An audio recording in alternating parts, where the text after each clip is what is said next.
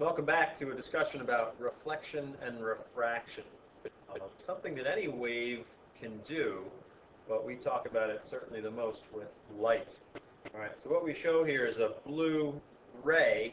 It's called a ray, which just represents in this case, a light wave that's coming at the boundary between medium 1 and medium 2. And media, are just different substances that, in this case, light can travel through. Oh, what I didn't mention before is that light can travel through anything, and even nothing. Light can travel through nothing. All right, and that makes light. I should have done this in wave basics. Light is what's called a non-mechanical wave. It can go through a vacuum. All right, sound is a mechanical wave.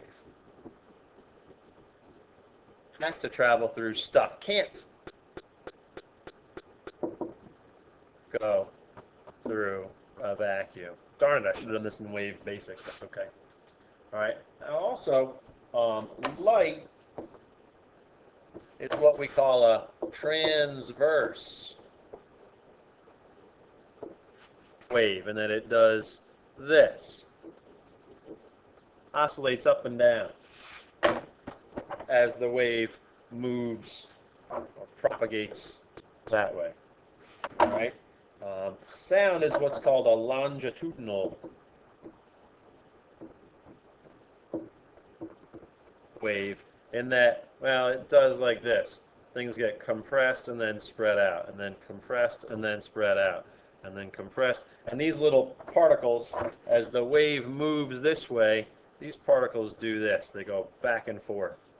Here, this particle goes up and down. Well, it doesn't go up from the top, but it goes, any part of that wave vibrates up and down as the wave moves to the right. Here, in the longitudinal wave, as the wave moves to the right, the particles oscillate left and right. That's a whole wave basics thing that I forgot to say before. All right, what do I do with this? Group it.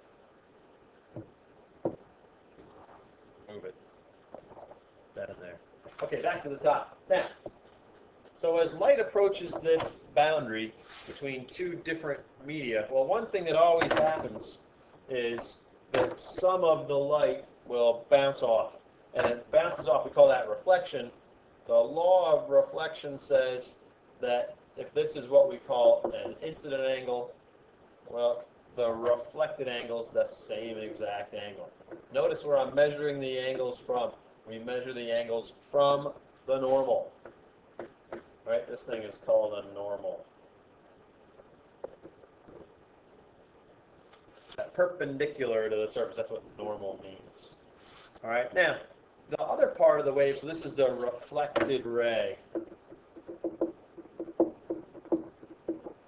The other part of the wave, right, part of it bounces off that surface of those, of whatever stuff medium 2 is. The other part of the wave will go into medium 2 and do what we call refract. Now, what it does when it refracts depends on something called the index of refraction. Index of refraction. Refraction. Now, let's say that this has a big one, and this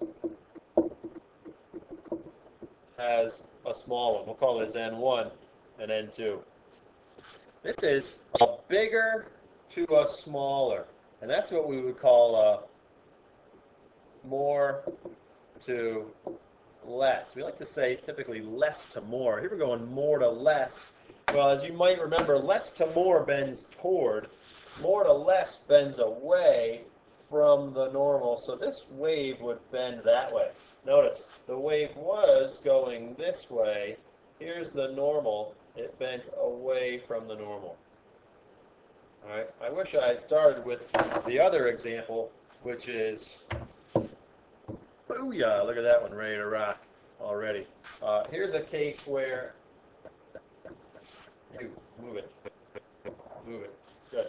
Here's a case where, let's say medium 1 has a small n, and medium 2 has a big N, and now we're going less to more. And less to more bends toward the normal. When I say less, I mean a smaller index of refraction to a bigger index of refraction. So we'll still get this same exact reflected ray, theta incident, theta refracted, same thing. This one would bend toward the normal and do something like that. Okay? We call this angle here theta refracted. I'm going to call it theta 2 here because it's in substance 2. And I'll even call this one maybe theta 1. And how you relate those two angles is with Snell's law. Okay? And always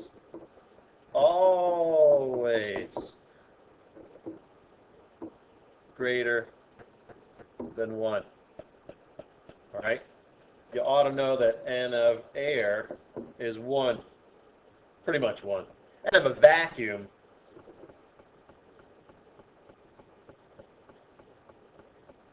is definitely 1. Yeah, I don't know. Sure, we'll just say they're equal. N of air is just about 1. Everything else is more than that. There are a few of them listed in your reference table. You should know these. Okay, everything else is more than 1. All right, and N, as we've said before, N is really a ratio of those two things.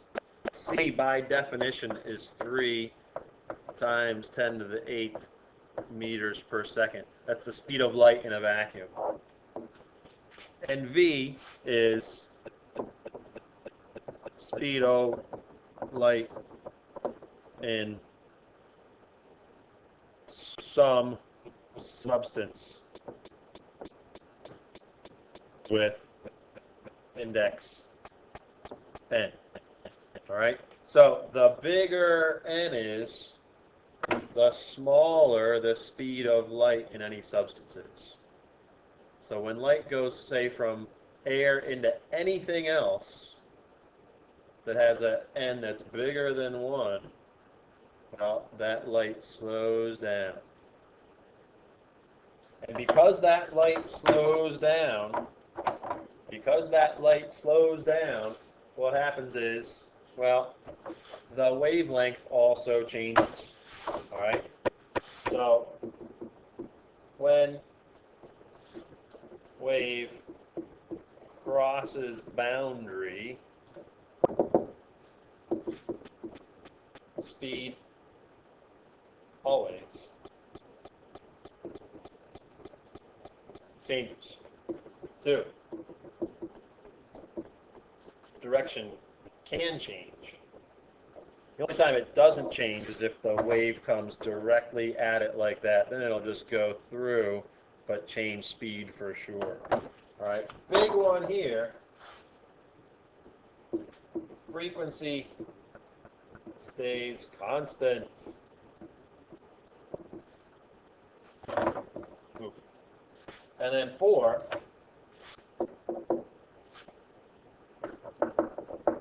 because that's true and speed changes but frequency doesn't, that means that wavelength changes. And there's an equation that says N1 over N2 is lambda 2 over lambda 1. All right, so bigger N means smaller V and smaller lambda. Okay? Okay, adios.